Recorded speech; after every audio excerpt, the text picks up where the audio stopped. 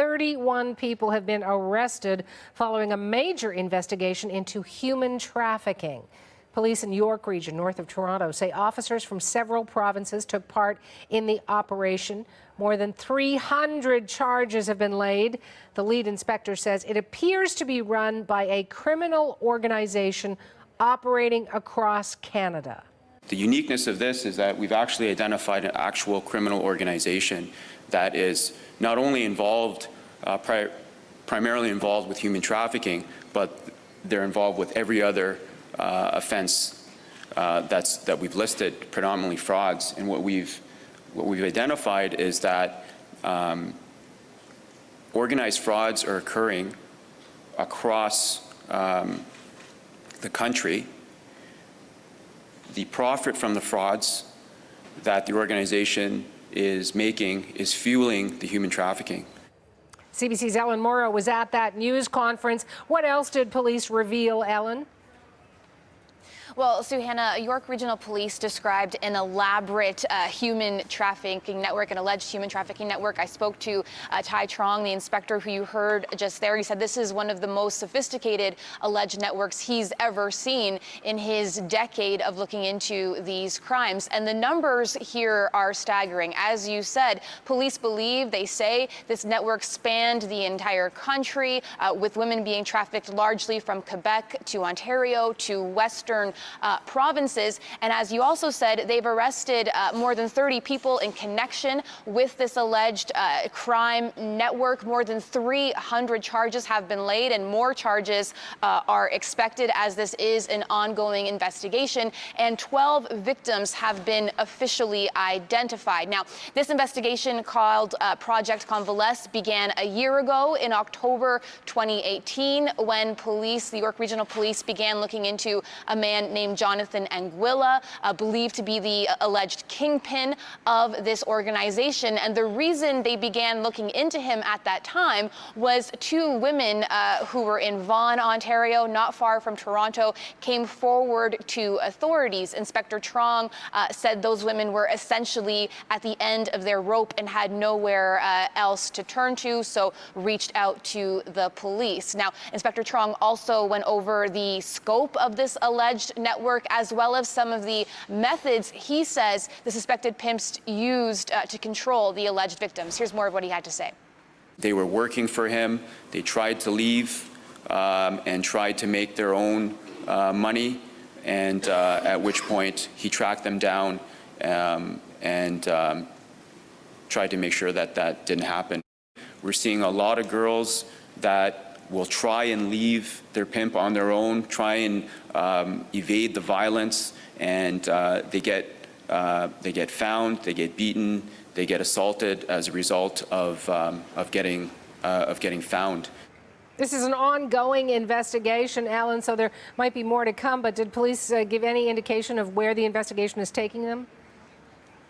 Well, they say they've identified 30 other women as potentially connected with this alleged network. They're urging those women to come forward and speak to authorities, although they're also acknowledging that's a difficult thing for women in this type of organization to do. And this still is an investigation that is spanning across multiple provinces. It is ongoing, so police couldn't get into too much of the specifics, but their priority is reaching out to those 30 other women potentially connected and helping them to potentially escape this network and get the supports that they need.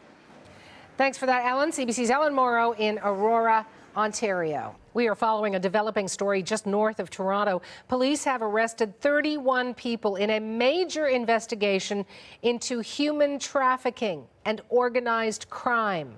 My next guest is a human trafficking survivor. She is also the founder of what's called the RISE Initiative. It's a project aimed at helping victims of human trafficking. Ronelle Bruder is in Toronto. Ronelle, great to have you on the program. And this is a huge story and a huge investigation. Yeah. Police say hundreds of charges, including for human trafficking and pimping, and 45 young women could be involved as victims. Does any of this surprise you? Sadly, it doesn't surprise me. My trafficking situation happened almost 20 years ago.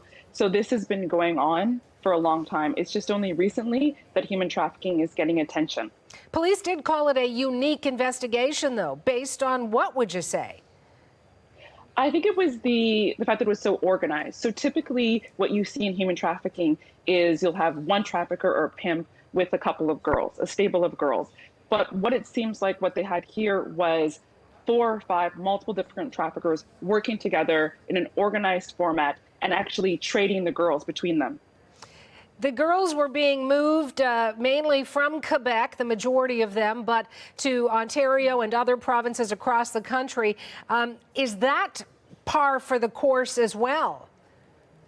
Yes, that's very common. So one of the things the traffickers try to do is isolate and also disorient their victims. So moving them from place to place, that makes it easier. So the young girls don't know where they are, harder to ask for help. I want to say these are all charges right now. These are only allegations, so there certainly will be further investigatory details, et cetera, and we'll be watching for those. But as for the women who have come forward, police say there were 45 young women involved. Only a dozen or so are speaking out. Let me get your thoughts on how difficult it is to point the finger, even though perhaps you know you might be safe now. Yeah, I think that's going to be a real challenge for law enforcement. One reason, just obviously the fear of violence and threats if they speak against their trafficker. And also for a lot of the women, just the shame and the stigma around this, not wanting to go out and actually having to publicly announce that you are a survivor of human trafficking. How big a problem is that, the stigma? Because, you know, we say, and we see ads for it, let's talk about things. Let's talk about, you know, mental illness. Let's talk about breast cancer. Let's talk about things that perhaps were subjects people weren't comfortable with. Why isn't this on that list of let's talk about it? Yeah, I think there's a lot of different reasons why human trafficking isn't something that you really see a lot of people talking about. But I think there's a lot of shame just around women working in the sex industry in general. So there's a lot of stigma there. And so for survivors of human trafficking, there's a lot of guilt because this is something that they have this experience. A lot of people might actually blame them. Why didn't you leave? Why didn't you run away? Because a lot of people don't understand the psychological and emotional trauma that traffickers inflict on their victims. So let me say to you, honestly, those are questions running through my mind. How do you answer them? Sorry, which questions? The questions of why didn't you leave? Yeah, and so I was just kind of speaking to that point. It's really due to the psychological trauma. So traffickers are able to sort of groom their victims, create the sense that they're the only person that matters, they're the only person in the world that you have, and they instill such fear, such physical fear and emotional fear that for many women, they're afraid to leave. They're afraid to even ask to go to the washroom. I mean, this is the level of control and fear that these traffickers are inflicting. Final question for you. What will you be watching for in the days ahead as we continue here on CBC News Network to track this story, Renelle?